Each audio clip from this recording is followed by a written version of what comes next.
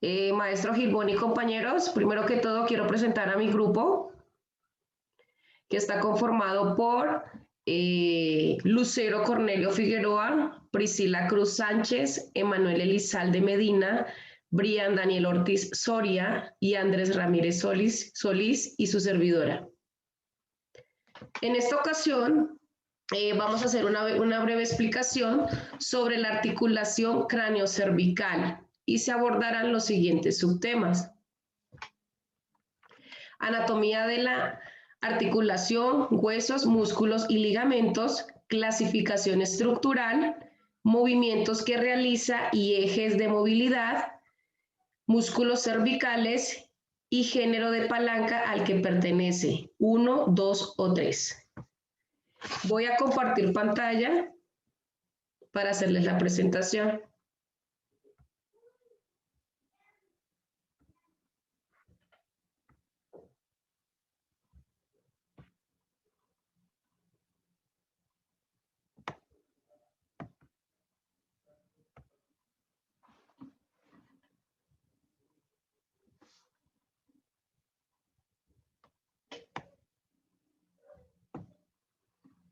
Ok, el tema que vamos a tocar es sobre las articulaciones, como les había dicho, a nosotros nos correspondió las articulaciones craneocervicales.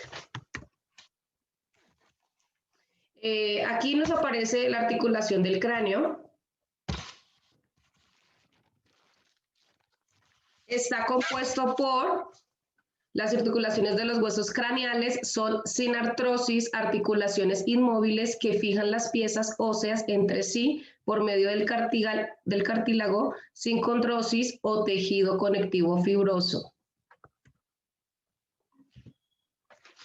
El músculo temporal posee 3 fibras en 3 sentidos, verticales, oblicuos o horizontales. El origen es la línea temporal inferior del parietal. Aquí lo podemos ver. Los músculos, el origen va del inferior del arco eigomático y la acción es el elevar ponente la mandíbula. Aquí podemos ver el músculo temporal, el macetero, el músculo macetero, el pterygoide interno y el pterygoide externo. Dentro de las articulaciones cervicales, el sector cervical donde las articulaciones sinoviales adquieren gran importancia, la articulación atlán-occipital privilegiada los movimientos de flexión y extensión de la cabeza, siendo las rotaciones secundarias. Aquí lo podemos ver en las vértebras cervicales. C1 atlas, C2 axis y C7 de transición están enumeradas. Los ligamentos cervicales es una hoja de tejido fibroso muy fuerte que se extiende desde la apófisis espinosa de la primera vértebra torácica hasta la protuberancia occipital. El ligamento nucal, aquí lo podemos ver en esta parte, limita la flexión anterior de la cabeza y de la columna cervical. Aquí lo podemos ver más detalladamente en esta parte. También sirve como medio de unión para algunos importantes músculos. ¿Listo? Aquí en los músculos del cuello, aquí ya nos está mostrando un poco más gráfico, parte de los músculos. Y los nombres que lleva: músculo esplenio, músculo elevador de la escápula, músculos escalenos, que son los que estamos hablando en la parte cervical, músculo trapecio, plexio branquial, y en la parte delantera músculo macetero, que es el que nombrábamos anteriormente, músculo disátrico y músculo esternocleidomastoideo. ¿Okay? Y aquí ya nos está dando una figura un poco más explicativa. Ahí lo estamos viendo en la parte angular, el trapecio y la escápula, que hace parte de la parte cervical. ¿Listo? ¿Qué es lo que hace esto?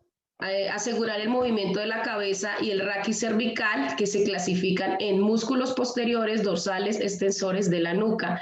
Es lo que nos da el movimiento cuando nosotros estamos hacia adelante o hacia atrás o estamos haciendo circunducción, perdón. ¿Ok? Ahora nuestra compañera Lucero nos va a hablar sobre el tema de la clasificación estructural. Le doy pase a la compañera Lucero. Gracias, Eliana. Bueno, la clasificación estructural funcional, vamos a hablar acerca de las articulaciones como tal del cuello y bueno, se va a hablar acerca de la articulación atlanto-occipital, de forma estructural va a ser dos articulaciones del tipo sinovial y de subtipo, que es la parte funcional elipsoidea, es decir, que hace un movimiento de rotación en el diente como tal del axis. La articulación atlantoaxial mediana. Bueno, este tipo de articulación es igual sinovial y tipo trocoide. Aquí tenemos una radiografía en donde se va a mostrar, como se había mencionado anteriormente, el arco posterior del atlas. Ah, no, anterior, perdón. La parte interna vertebral, que es la apófisis vertebral como tal, y el cuello del axis. Entonces, en esta parte, en esta articulación, lo que hace es que como es una tipo sinovial, es decir, que tiene mucho movimiento, es una articulación también de tipo diartrosis como tal. Entonces, ayuda a hacer esta rotación para hacer los movimientos nucales y al mismo tiempo hacer los movimientos de flexión y extensión. Y bueno, el subtipo es la trocoide, es decir, que en forma de troque. Y por último, los movimientos de las articulaciones cigapoficiarias. Estas articulaciones son, como ya había mencionado Eliana, hasta C7. Bueno, se va a encontrar este tipo de articulaciones. No son como tal sinoviales, pero sí hacen ese tipo de movimiento en las vértebras. ¿Para qué? Para que pueda hacer ese movimiento de circunducción. El subtipo son planas. De hecho, aquí se ve en las vértebras la división entre los discos intervertebrales. Repito, como tal, no es una articulación de tipo sinovial, sino también entraría en otra clasificación que sería como de tipo cartilaginosa, porque tiene también fibrocartílago entre las vértebras que son los discos intervertebrales. Así.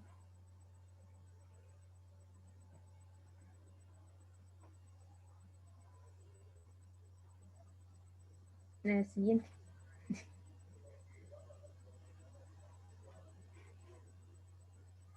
Un momento que se trabó acá. ¿Ya se trabó?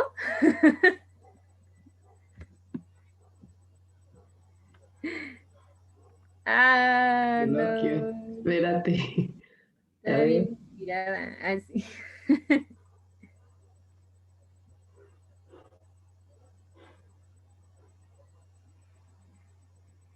Si quieren esto, silencian un momento el micrófono y yo miro qué hago para que no se pierda la grabación, ¿vale? Perdón, profe, perdón.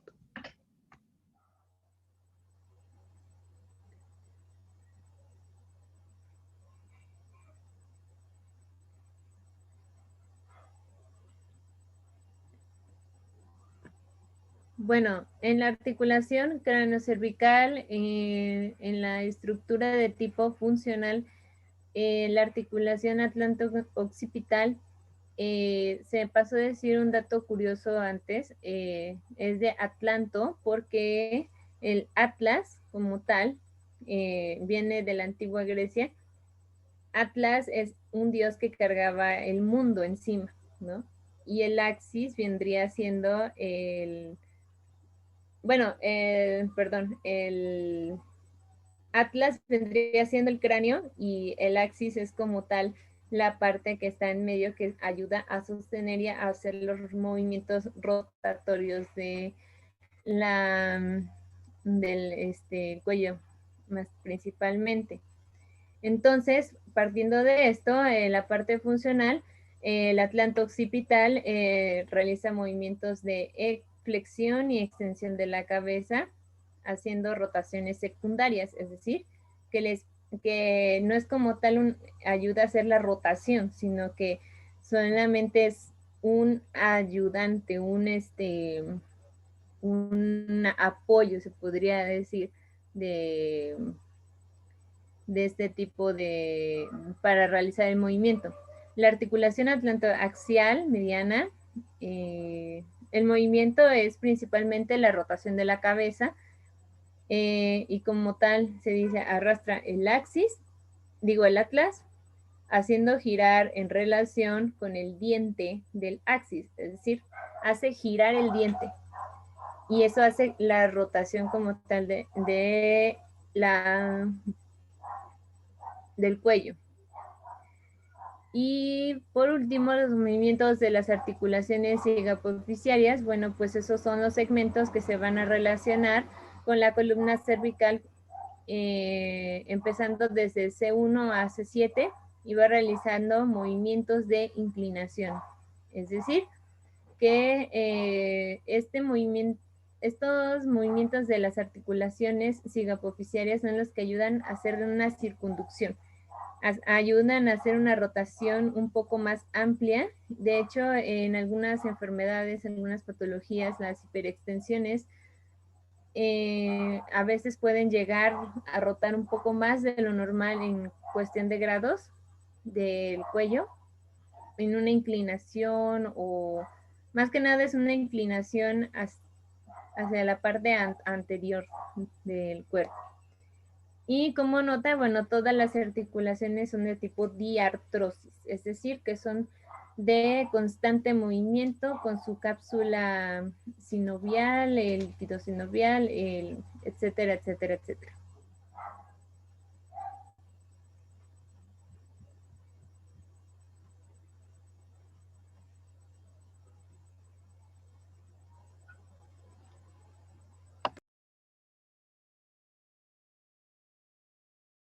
Bueno, continúa mi compañera Priscila.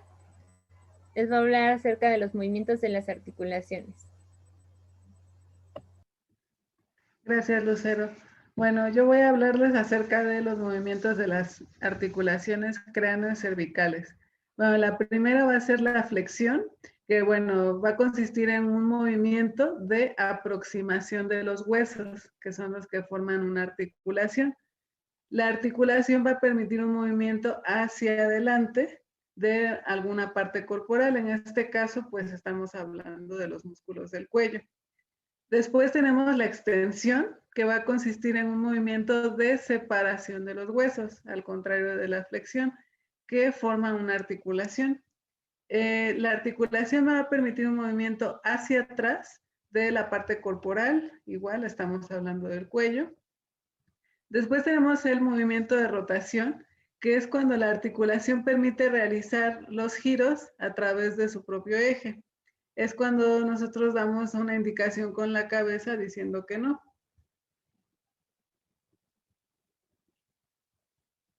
Después tenemos el movimiento de circunducción, que es cuando la articulación me permite hacer un movimiento en forma de un círculo de alguna parte corporal. La trayectoria permite hacer un círculo de manera amplia. Después tenemos la inclinación lateral, que es un movimiento de oscilación que va de un lado hacia el otro. Es un movimiento de acercamiento y alejamiento de la oreja al hombro, como se puede ver en las imágenes. Y bueno, aquí tenemos al modelo anatómico que está en la posición anatómica para hacer algunas observaciones. Y después aquí tenemos haciendo los movimientos, que está el de extensión, es cuando se separan las vértebras, flexión, se va la cabeza hacia adelante, inclinación lateral, derecha, izquierda, las rotaciones y la circunducción.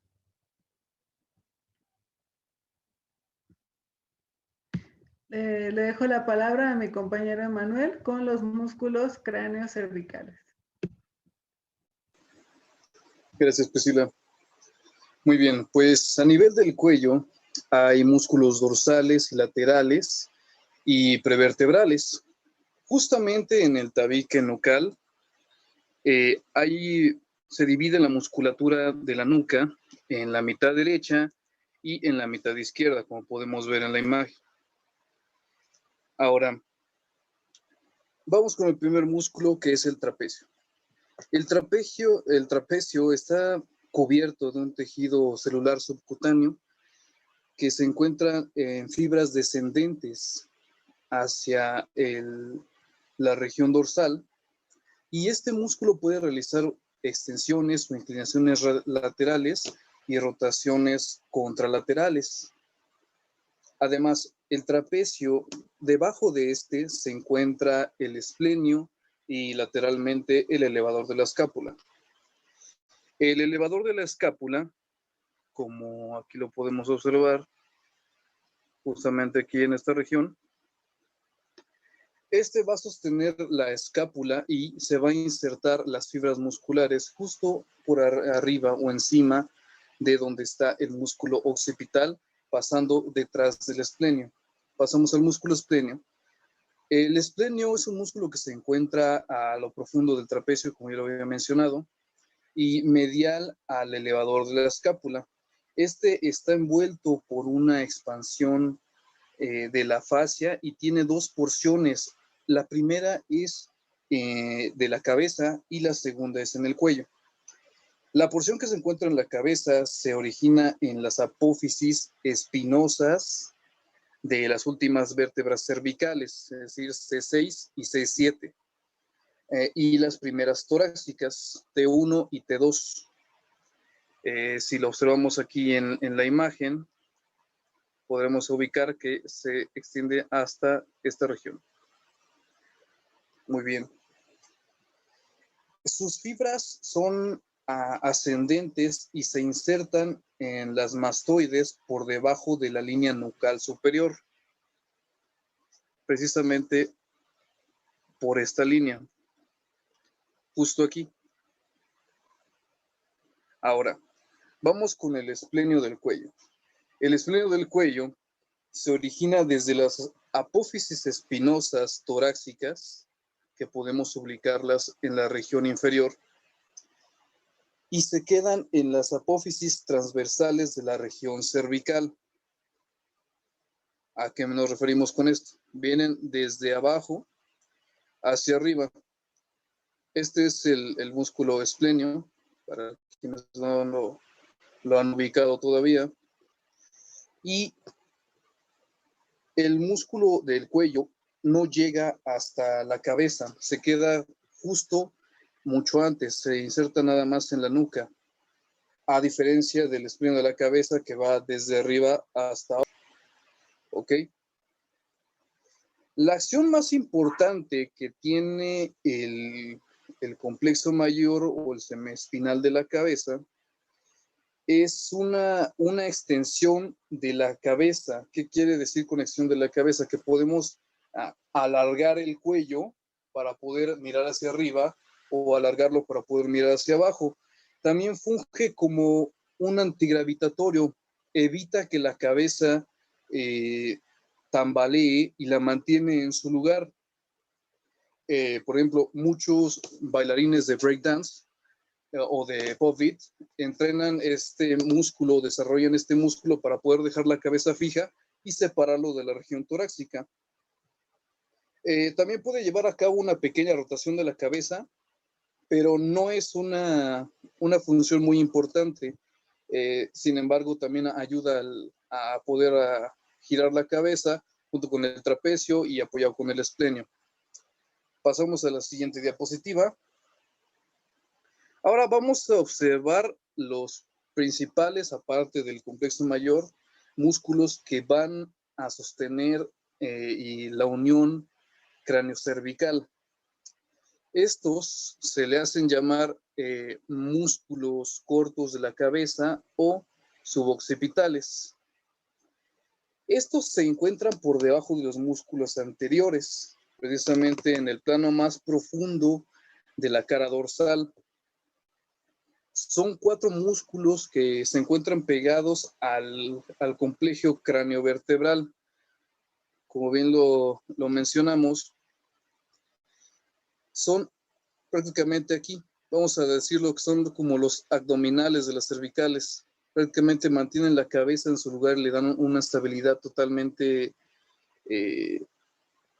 movible a merced de nosotros, pero también que mientras estamos con el sueño no permita que las vértebras se salgan de más, porque si lo recordamos, el axis y el atlas son huesos muy fuertes que sostienen el cráneo, pero también son muy fáciles de dislocar.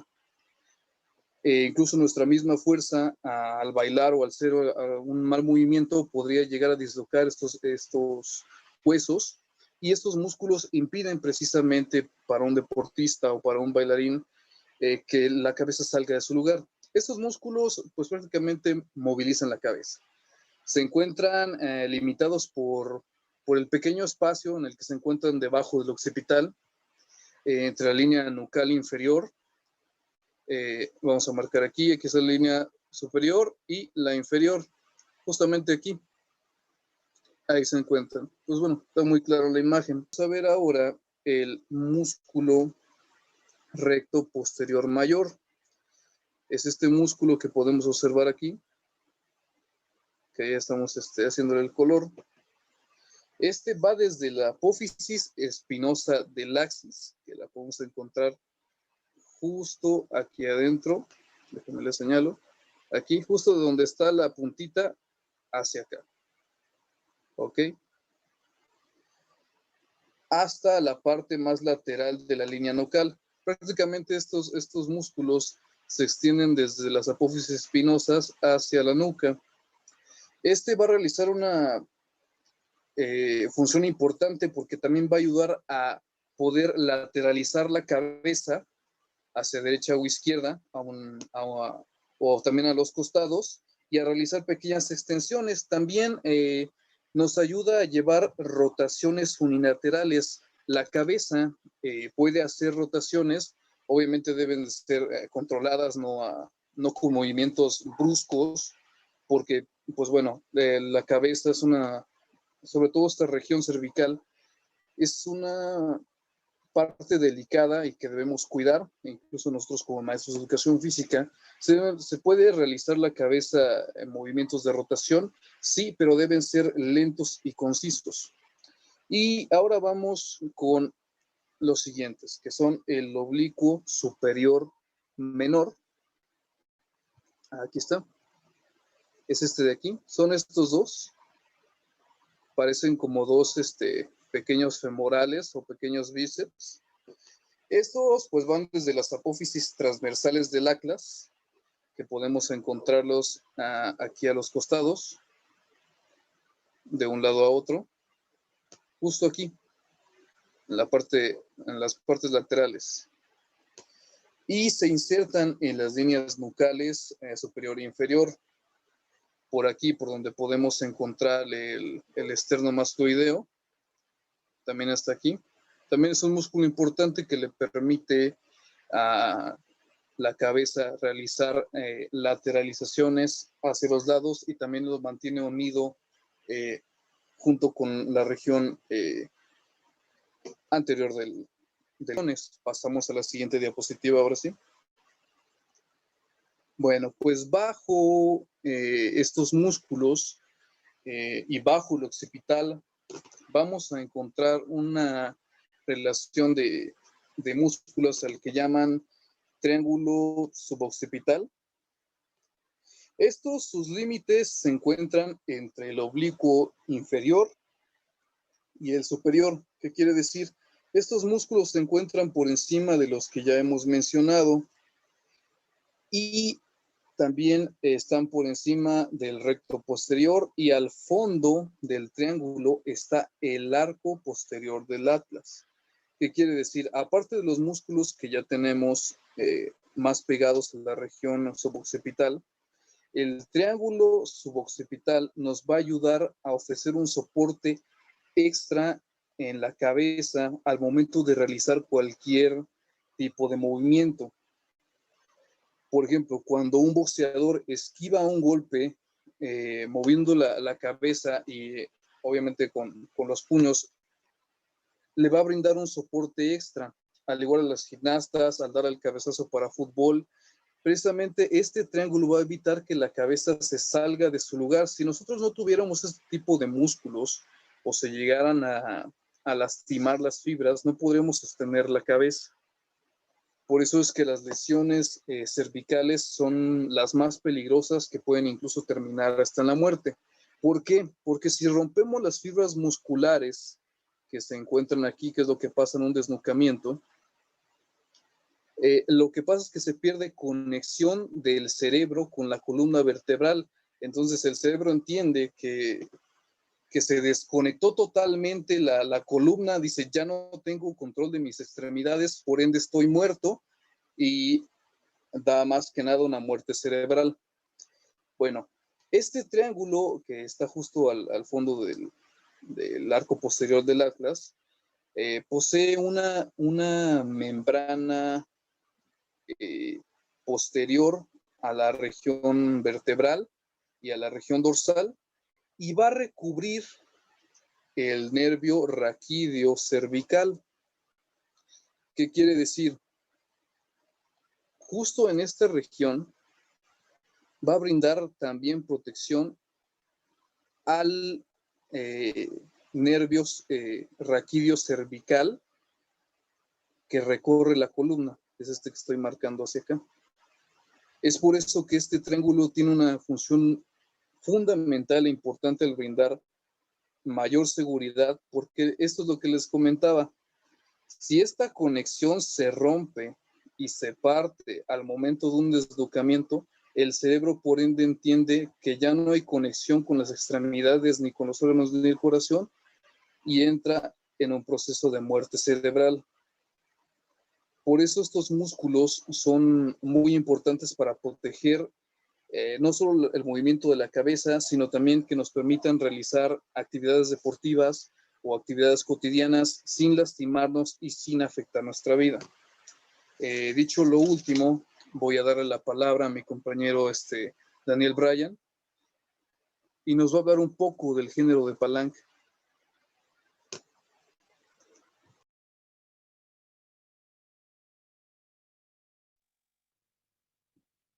Bueno, yo les voy a hablar del género de palanca. Voy a explicar lo que en sí viene lo del apoyo, resistencia y la potencia, cómo van explicadas con todo imágenes. Y pues esto lo que les voy a enseñar pues es en sí por un ejemplo, el contestar el sí. Este movimiento es el que les voy a explicar. Cambiamos de diapositiva.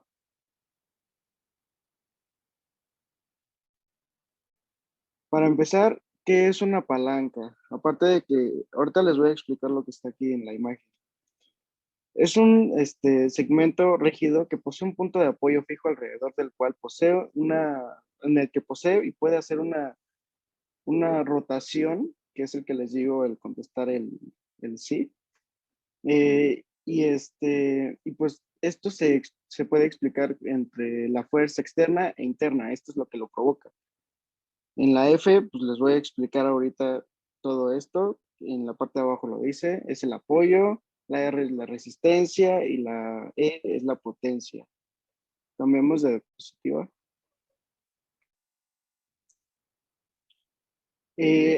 De hecho, aquí en las en los ejes en los que le estoy explicando, hay 3 fases, pero nos vamos, bueno, hay 3 géneros más bien, y me voy a enfocar en la primera, que esa es la placa de primer género. El punto de apoyo se halla entre la fuerza y la resistencia. También se le llama palanca de equilibrio. El sistema está formado por los músculos de la nuca que ejercen la fuerza. El peso de la cabeza tiene al caer hacia adelante y el atlas, que es el punto de apoyo, como lo tenemos aquí en la imagen, es lo que les decía del apoyo, la resistencia y pues el cómo, en un ejemplo, decirles el movimiento que hace, que es, por ejemplo, el sí, y pues eso es lo que yo les voy a explicar. Les voy a les voy a presentar a mi compañero Andrés, que nos va a comunicar las referencias de donde sacamos nuestra información. Perfecto, compañeros. Pues estas son las referencias bibliográficas de cada uno de mis compañeros, así como sus autores, fechas de publicación, títulos del trabajo y, en su caso, las páginas web donde las podrían encontrar. Gracias. Rápidamente hago una intervención. Nos faltó mencionar acerca de los planos y ejes de cada movimiento. El movimiento de flexión y extensión se va a realizar en el plano sagital y en el eje anteroposterior. La inclinación derecha-izquierda se va a realizar sobre el plano frontal y el eje transversal. La rotación va a ser sobre el plano transversal y el eje vertical. Y por último, la circunducción implica los 3 planos de movimiento. Gracias. Muchas gracias.